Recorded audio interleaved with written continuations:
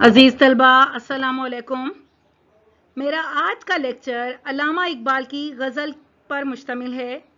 غزل کے پہلے شعر کا پہلا مصرع ہے: کبھی اے حقیقت منتظر نظر آ لباس مجاز میں. ہم اس غزل میں موجود فنی محاسن پر بھی بات کریں گے اور اس کی اہم نکات کو بھی دیکھیں گے، تشریحات کو بھی دیکھیں گے. لیکن اس سے پہلے علامہ اقبال کے حوالے سے ان کی ادبی حیثیت، ان کے مختصر حالات زندگی کو جانتے ہیں. تو بڑھتے ہیں ہم اپنی ویڈیو کی جانب. پہلے علامہ اقبال کے مختصر حالات زندگی پر بات کرتے ہیں. علامہ اقبال کا عرصہ حیات 1877 سے 1938 پر مشتمل ہے. شاعر مشرق علامہ محمد اقبال 9 نومبر 1877 کو سیالکوٹ میں پیدا ہوئے. والد کا نام شیخ نور محمد تھا. اقبال نے فارسی، عربی اور اسلامی تعلیم مولوی میر حسن سے حاصل کی. گورنمنٹ کالج لاہور سے ایم اے کیا. پروفیسر آرنلڈ سے متاثر ہو کر فلسفے کی طرف متوجہ ہوئے. 1905 میں بیرسٹر کی تعلیم حاصل کرنے کے لیے انگلستان گئے. اس کے ساتھ ساتھ میونخ سے فلسفے میں ڈاکٹریٹ کی ڈگری حاصل کی. 1930 میں مسلم لیگ کے صدر مقرر ہوئے. شعر و شاعری کو مسلمانان برصغیر کو خواب غفلت سے جگانے کے لیے استعمال کیا. 21 اپریل 1938 کو آپ کا لاہور میں انتقال ہوا. اب ان کی ادبی حیثیت. علامہ اقبال اردو شاعری کے میدان میں 20ویں صدی کے عظیم فلسفی شاعر کے طور پر نمایاں ہیں. انہوں نے اپنے فلسفے اور شاعری سے برصغیر کی عملاً مردہ مسلم قوم میں زندگی کی نئی روح پھونک دی. اقبال نے مقصدیت اور فکر کی گہرائی کو بام عروج عطا کیا. ان کی شاعری نے اردو زبان، اس کے اسالیب، اسلامی تاریخ اور اسلامی روایات کو ابد تک کے لیے زندہ و جاوید کر دیا. اب کچھ ان کے طرز کلام پر تبصرہ. اقبال نے مقصدیت کو اپنی شاعری کا موضوع بنایا. مقصدی شاعری کے بیان میں زبان میں تاثیر کا ہونا ضروری ہے. اس لیے اقبال نے استعارے، کنایے، علامت، تغزل، تکرار لفظی، پر آہنگ تراکیب اور نغمگی سے بھرپور الفاظ استعمال کیے. ان کی غزل میں یہ تمام خوبیاں موجود ہیں. بالخصوص شامل نصاب غزل اپنی بندش الفاظ، تراکیب لفظی، موسیقیت اور استعاروں کے استعمال کے معاملے میں اجتہاد کا درجہ رکھتی ہے.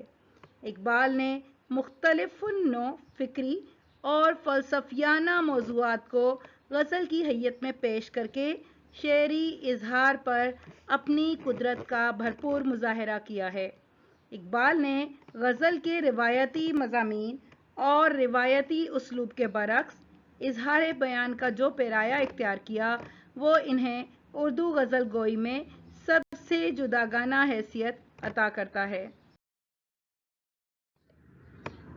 اب ان کی غزل اور اس پر مختصر بات ہو جائے. شعر نمبر 1: کبھی اے حقیقت منتظر نظر آ لباس مجاز میں، کہ ہزاروں سجدے تڑپ رہے ہیں میری جبین نیاز میں. غزل کے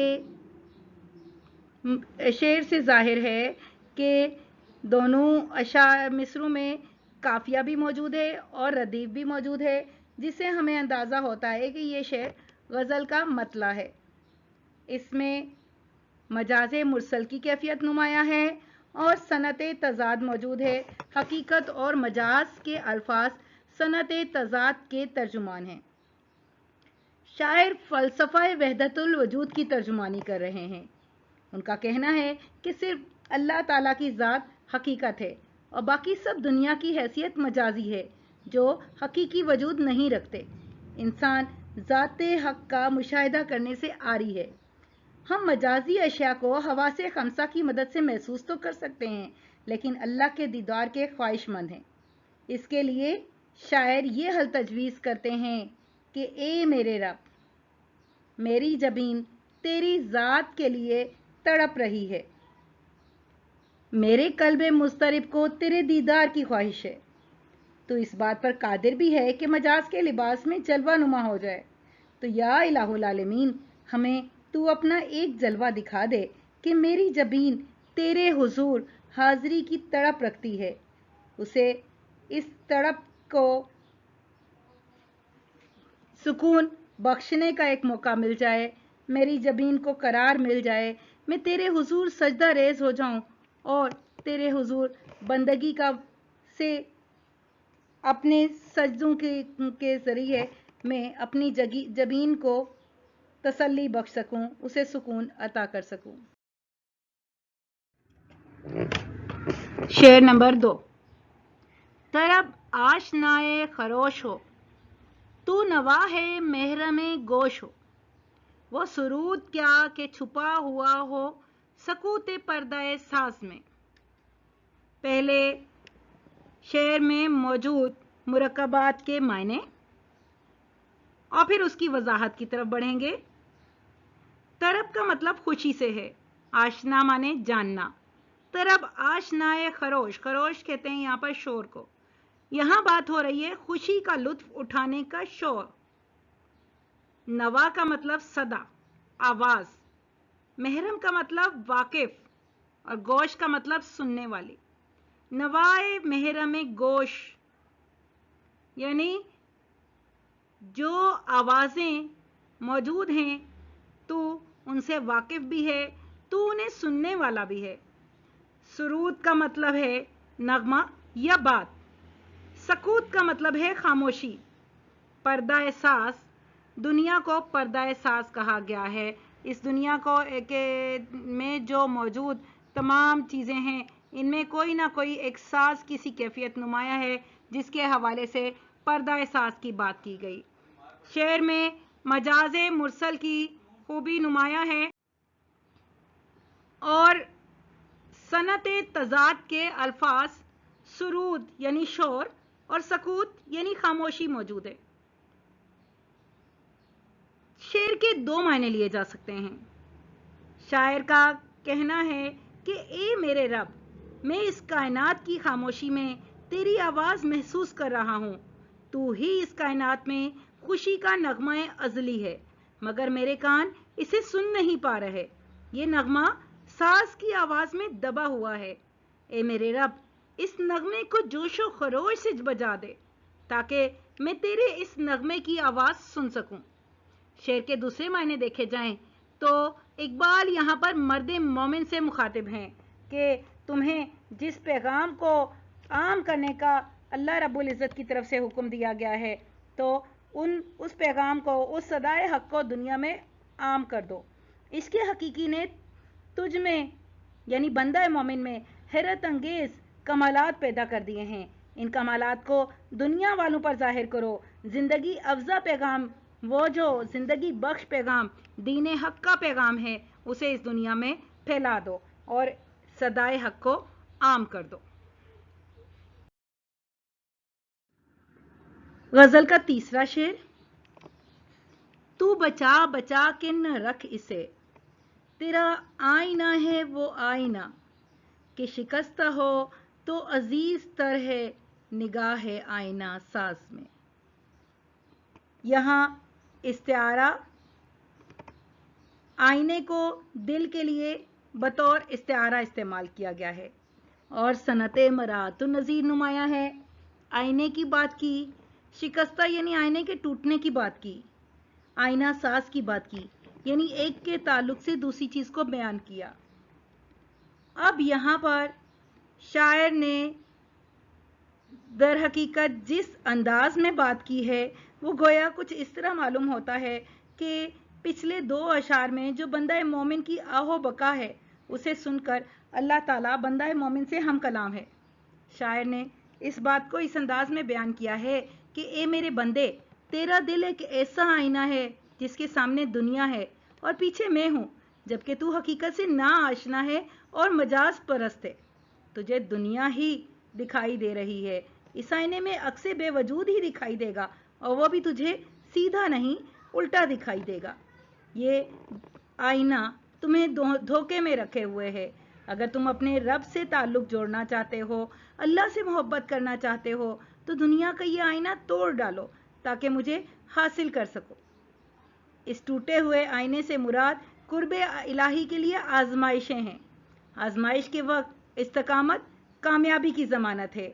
टूटा हुआ दिल बारगाह इलाही में कबूलियत का दर्जा हासिल कर लेता है और खालिके कायनात हस्ती के हुजूर ऐसा दिल फजलो एहसान और लुत्फो करम से माला माल हो जाता है। गजल का चौथा शेर। दमे तौफ कुर्मा के शमा ने ये कहा कि वो असरे कुहन, न तेरी हिकायत सोज में न मेरी हदीसे गुदाज में।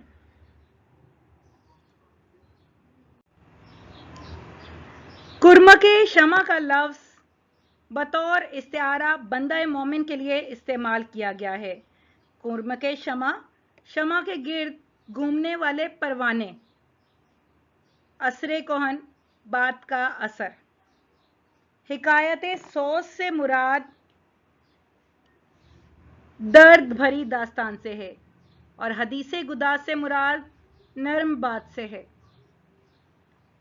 यहाँ शायर का कहना है कि एक मुसलमान दौरान तवाफ अल्लाह से अर्ज कर रहा है कि या इलाहुल आलमीन।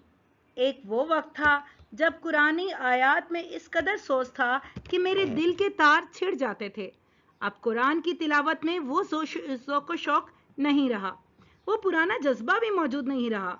या इलाहुल आलमीन, जब तेरे सहाबा इकराम एक परवाने की तरह अपनी जान तेरे हुजूर निछावर करने के लिए तैयार रहते थे। या इलाहुल आलमीन, ज़माना कदीम जैसे पेशवा भी मौजूद नहीं रहे, वैसे मुर्शिद भी मौजूद नहीं रहे, जानिसारी भी अब बाकी नहीं रही। गोया के उम्मत मुस्लिमा अखलाकी कदरों से खाली हो चुकी है। उम्मत मुस्लिमा इश्क़ इलाही के जज्बे से आरी हो चुकी है।